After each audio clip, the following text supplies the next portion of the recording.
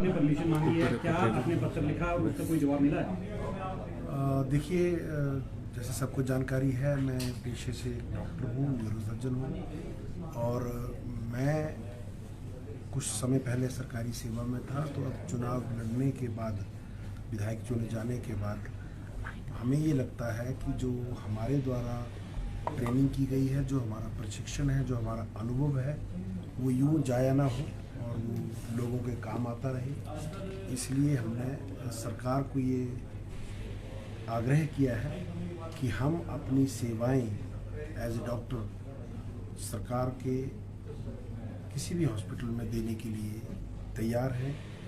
हमें इसके बदले में कोई तनख्वाह नहीं चाहिए, कोई मेहताना नहीं चाहिए।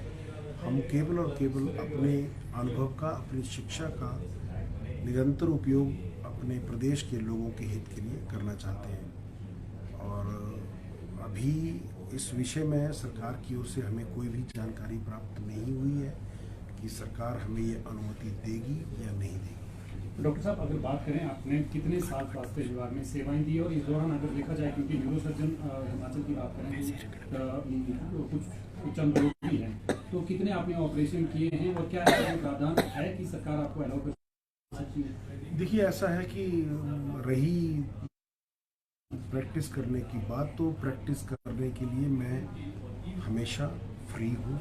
मैं कभी भी प्रैक्टिस कर सकता हूँ, वो मेरा स्किल है।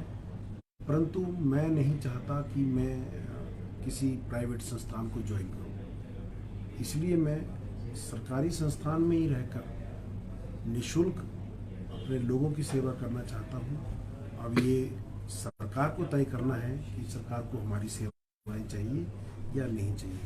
हमने एज ए डॉक्टर लगभग 15 साल काम किया है और जो भी काम किया है वो अस्पताल के आंकड़ों में वो दर्ज है कि कितने ऑपरेशन किए हैं, कितना काम किया है और किस तरह का काम किया है। और एज ए न्यूरोसर्जन मैं हमेशा एक बात को कहता रहा हूँ कि न्यूरोसर्जरी की जो भी बीमारियाँ या जो भी चोट जब किसी व्यक्ति को लगती है, तो समय रहते अगर उन चीज़ों का इलाज हो तो लोगों की जान बचाई जा सकती है। परंतु जब देरी हो जाए इलाज करने में, जैसे प्रदेश के दूर क्षेत्र लाहौल स्पीति, किन्नौर, भरमौर, पांगी, ऐसे स्थानों से जब किसी व्यक्ति को ऐसे स्थानों पर चोट लगती है और उनको बड़े अस्पतालों में पहुंचाना, जैसे टांडा, शिमला, इन जगह पर पहुंचाने में बहुत वक्त लगता है और वो कीमती वक्त जो लोगों की जान बचाने के लिए हम इस्तेमाल कर सकते, तो वो वक्त केवल और केवल इतने डिस्टेंस को ट्रैवल करने में लग जाता है। तो हमेशा से ये पीड़ा हमारे मन में रही है, क्योंकि मैं खुद एक ऐसे क्षेत्र को बिलोंग करता हूँ जहाँ पर लोगों को सड़क तक पहुँचने के लिए कई किलोमीटर पैदल चलना पड़ता है।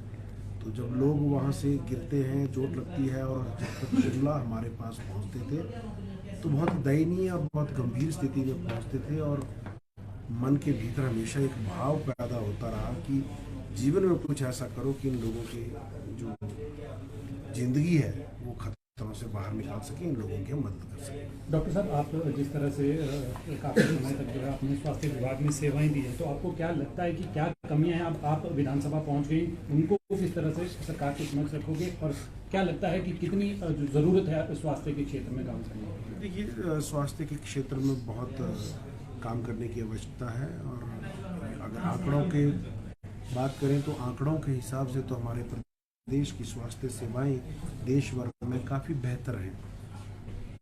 फिर भी हमें लगता है कि काफ़ी संतुलन बनाने की आवश्यकता है, एक रैशनलाइजेशन करने की आवश्यकता है। और हम एज ए विधायक सरकार के समक्ष हम सुझाव रखेंगे और हम ऐसी आशा करते हैं कि माननीय स्वास्थ्य मंत्री और माननीय मुख्यमंत्री जी इन सुझावों पर, क्योंकि हम स्पष्ट कर देना चाहेंगे जो भी सुझाव हम सरकार के समक्ष देंगे वो कोई राजनीति से प्रेरित सुझाव नहीं होंगे, वो केवल और केवल प्रदेश हित में, ताकि कैसे सीमित संसाधनों में लोगों को बेहतर स्वास्थ्य सुविधाएं हम दे सकते हैं, वो कैसे हम लोगों का जीवन स्तर सुधार सकते हैं, जो हमारा अभी तक का अनुभव रहा है। क्योंकि हमने एक प्रदेश के सबसे छोटे अस्पताल, जिसको प्राइमरी हेल्थ सेंटर कहा जाता है, प्राइमरी हेल्थ सेंटर के मेडिकल ऑफिसर इंचार्ज होने से लेकर प्रदेश के सबसे बड़े अस्पताल का भी संचालन हमने किया है।